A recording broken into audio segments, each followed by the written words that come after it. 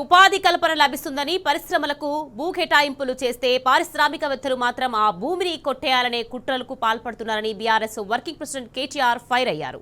ప్రభుత్వాలు అందరికీ ఉద్యోగాలు ఇవ్వలేవు కాబట్టి ప్రైవేటు రంగాలను ఆహ్వానిస్తాయని ఆయన అన్నారు. గత బీఆర్ఎస్ ప్రభుత్వం కూడా పారిశ్రామికవేత్తలకు తక్కువ ధరకే భూ కేటాయింపులు చేసిందన్నారు కేటీఆర్. అందరికీ ప్రభుత్వ రంగంలో ఉపాధి అవకాశాలు కల్పించలేదు కాబట్టి, ఉద్యోగాలు ఇవ్వలేదు కాబట్టి మన పిల్లలందరికీ, ఎందుకంటే ఎవ్రీ ఇయర్ ఇంజనీర్లు అవుతారు, ఎవ్రీ ఇయర్ కొత్త గ్రాడ్యుయేట్లు వస్తారు, ఎవ్రీ ఇయర్ పిల్లలు పాస్ అవుతూనే ఉంటారు. కాబట్టి సహజంగా ప్రైవేటీకరణకు, ప్రైవేట్ రంగంలో పెట్టుబడులకు అన్ని ప్రభుత్వాలు కూడా పెద్దపీట వేస్తాయి, ఆహ్వానిస్తాయి. ఆహ్వానించినప్పుడు ఏం చేస్తాము? ఒక ప్రైవేట్ పరిశ్రమ వచ్చినప్పుడు వారికి రాయితీ మీద భూ కేటాయింపులు చేస్తాం. అసలు ప్రభుత్వాలు ఎందుకు భూమి కేటాయింపులు చేస్తాయి?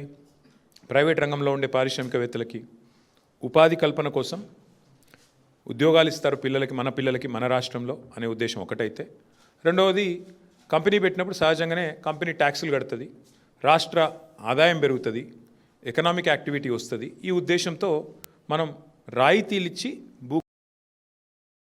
ఆ ప్రభుత్వం కాదు, స్వాతంత్రం వచ్చిన నాటి నుంచి భారతదేశంలో ప్రతి ప్రభుత్వం, కాంగ్రెస్ ఉన్నా, తర్వాత టీడీపీ ఉన్నా, మొన్నటిదాకా బీఆర్ఎస్ ఉన్నా, ఎవరున్నా పారిశ్రామికవేత్తలకు, ప్రైవేట్ పెట్టుబడులకు స్వాగతం పలకడం అనేది ఒక ఆనవాయితీగా వస్తూ ఉన్నది.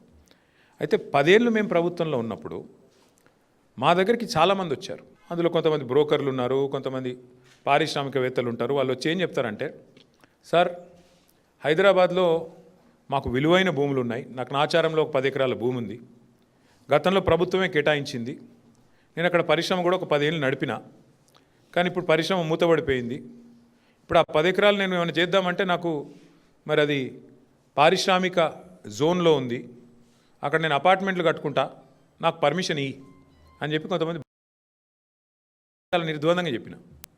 అది ప్రజల సొమ్ము, నీకు అడ్డికి పావు షేర్ ఇచ్చిండ్రు, నువ్వు దాంట్లో పరిశ్రమ నడపాలా, ఉపాధి కల్పించాలా, కల్పించినావు కాబట్టి, కొంత నడిపినావు కాబట్టి నీకు సేల్ డీడ్ కూడా ఇచ్చేసింది గవర్నమెంట్. కానీ ఇవాళ నువ్వు అపార్ట్మెంట్లు కట్టుకొని మొత్తం డబ్బులు నువ్వే మింగుతా అంటే అది చాలా తప్పు.